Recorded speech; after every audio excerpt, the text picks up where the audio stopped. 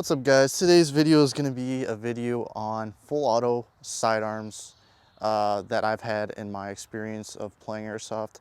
I've had quite a few. I've had the Glock 7 or the Glock 18Cs, the Tokyo Marui one, the VFC one, and I've also had a AAP01. I still have it, but it's now in a more DMR style setup. Right now it's in a full kit, so you guys have probably seen that video in the build series, but now it's not a sidearm anymore. I can't really use that as a sidearm, so I went with a different sidearm, and that was my M9A3 full auto sidearm. And that pistol works pretty well. It's CO2 powered, and you guys have seen some videos on that. And I also have an Xtreme Tokyo Marui pistol, which is really sweet. I really like that. It's probably one of my favorites that I've used so far, and surprisingly been reliable and pretty gas efficient. And then I have my Mac 11, which is now my main sidearm. But I'm gonna go through all these sidearms that I've had in the past. I'm gonna go over pros and cons and then my experiences with them and let you guys know what I think about these. So first up, the first one I had was the Tokyo Marui Glock 18c. I don't have it anymore. It wasn't very reliable to begin with, and it always had malfunctions, jams. When using more higher pressured green gas, like this puff dino, like red gas, I guess you could call it, puff dino gas was not reliable through it, and it wouldn't really function well with it. I was forced to use lower pressure green gas, which would make the gun less gas efficient. And on top of all that, when I used it in cold weather, using that low pressure gas, it just did not function well at all. In high hot temperatures, it would do the same thing. So it had to be like perfect temp and perfect weather conditions for this Glock 18C to work. The Tokyo Marui Glock 18C though was far better than the one I got after that, which was the Elite Force Glock 18C. I cannot stand that 18C. I'm sorry, Elite Force, but that 18C was not one of my favorites. I had a lot of issues with it.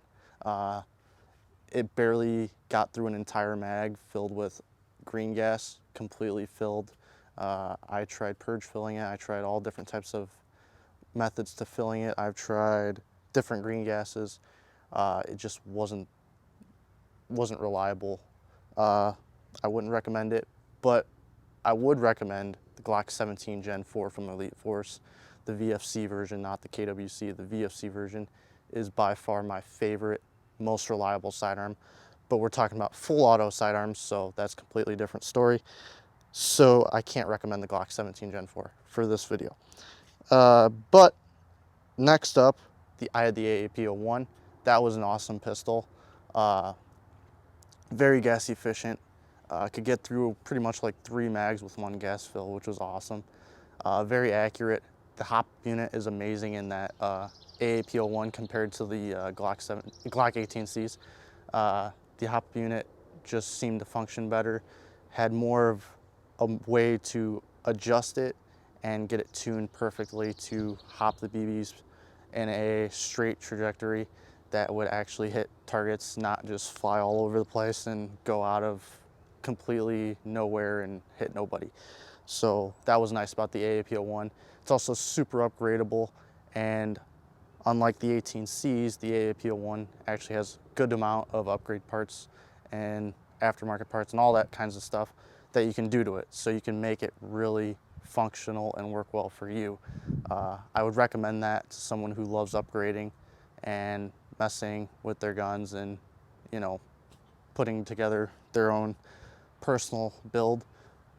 But the one thing I didn't like was I couldn't get it to work with CO2 mags, and that's my big thing. I love CO2, but the AAP01 I had, for whatever reason, wouldn't function with CO2 mags. I've seen AAP01s function with CO2 mags.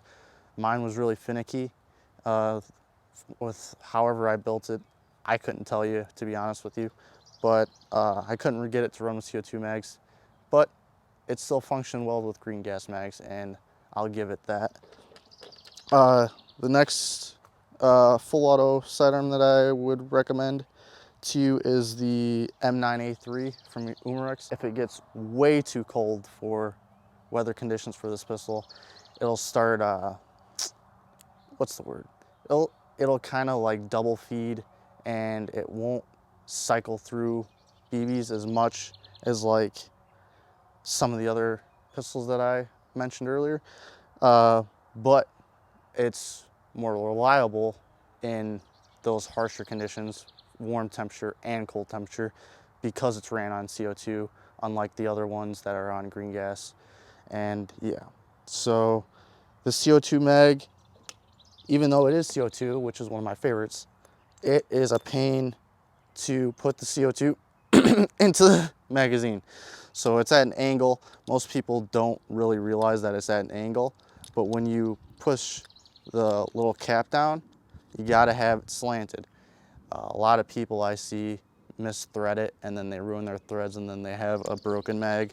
Just remember, it's angled like that, but you keep your mag straight when you do it, and then you can tighten it up just like that.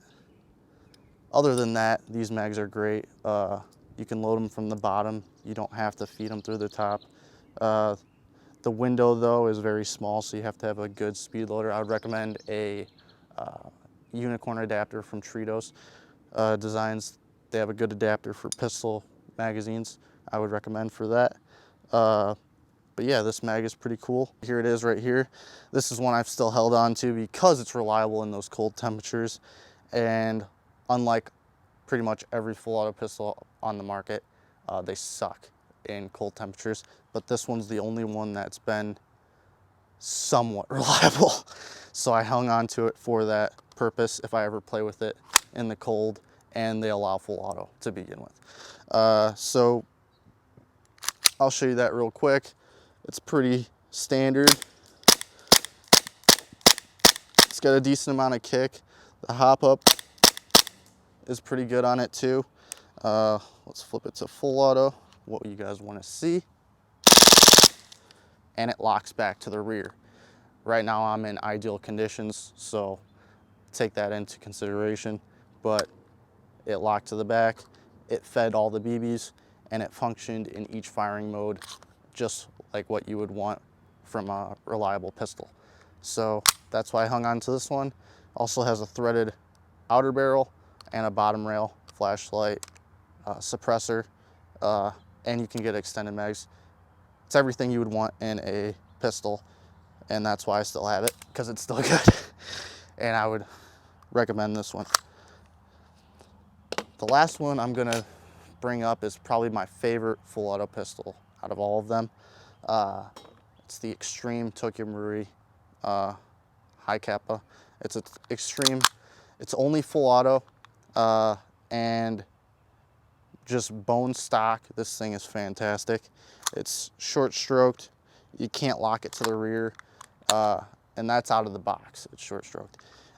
This thing, I haven't done any upgrades to it, just like the M9A3, but which is funny enough, most Tokyo Marui guns you have to upgrade to make them, you know, functional and worth using on the field. But this Tokyo Marui gun is actually good out of the box. And I would highly recommend it if you're not looking to spend a whole lot of money, and you can even get your hands on one, which is hard to get.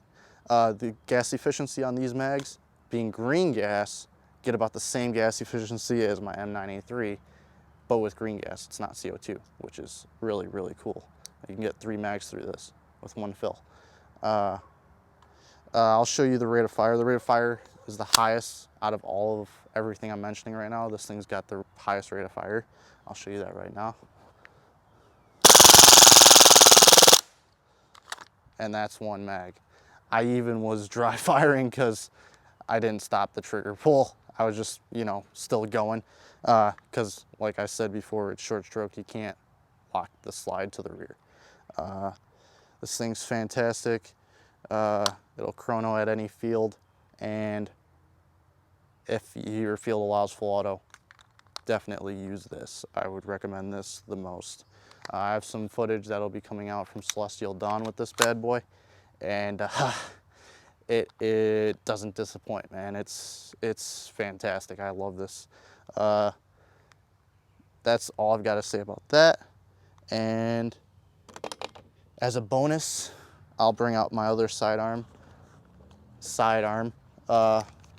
This is a KWA Mac 11 NS1 bone stock as of right now. It's got a few things on here. You got the Xtreme light. You've got the Xtreme light HLX 1000 lumen white light. You've got a modded suppressor, foam filled. You've got the little flap here at the front. It's got the cover. I guess this gun is somewhat modded just because of the suppressor, but the internals are not modified yet. I will have a build series, so stay tuned for that. But this is what I've been going with. I pretty much just sling this over and then carry it like that. Well, like that. And then I have my primary sniper rifle, whichever I'm running for the day, whatever that may be. Or if I'm going pretty lightweight and I don't have much on my back, I just sling it like that. And then you can see it's like this. And then, you know, it stays with me. I would recommend putting a sling on this Mac 11 if you are using it as a sidearm, because having it in like just a backpack or something, you can't really get to your weapon quick enough if you were to use it in an actual game. I'm hoping I get some cool footage with this soon. I wasn't able to use it at Arsenal, which is one of the flaws I had recently with it, was the mag started leaking. I only have 2 mags for it right now. So I was down to 1 mag, and I'm like, at this point, I'm down to 1 mag. I would rather use my Glock 17 Gen 4. It's more reliable, and I have more mags for it. So I used the Glock, not the Mac. And that was the first time I ever had a mag leak on the Mac 11. So as far as that goes, these mags are pretty non-leaky. The leak that I had with it, I fixed easily. I would not recommend high pressured gas like this, like the Puff Dino stuff. I would recommend your good old Elite Force green gas with this Mac 11. Once I, upgrade this thing and put some internal parts into it and do a few things to it externally, get a top rail on here, get an optic, all that good stuff. Once I do that to it and, see what happens, maybe it can run through Puff Dino and maybe be more gas efficient and have a higher rate of fire and all that fun stuff that comes with that higher pressure green gas. But I really like this. It's super compact. If you don't want it as far built out, you can retract the stock. You do that, hit the button on the bottom, it goes in, and then you have something that's more handheld. You don't need the suppressor if you don't want to. You can go suppressorless, and then it could be even more compact, and then you could sling it to the side easier, or if they have some sort of holster out there for the Mac 11, go with that, but I haven't seen anything out there, so a sling is your best friend in that scenario. So that's pretty much all I have for you guys today. Hopefully you guys enjoyed this little pros and cons of full auto pistols, what's usable, what's functional, and my experiences with them. Those are the only ones I've used in game and I've personally bought myself, and that's why I wanted to share that with you today, those experiences. So hopefully you got something from this video, and I will have a build series on this eventually, so stay tuned for that. I probably mentioned that in my the one video that I made earlier. kind of like a recap of what's been going on. I mentioned that in that video, that there will be a build series, so that I'm looking forward to making, and that should be really fun. So, all that being said, I'll see you guys next time.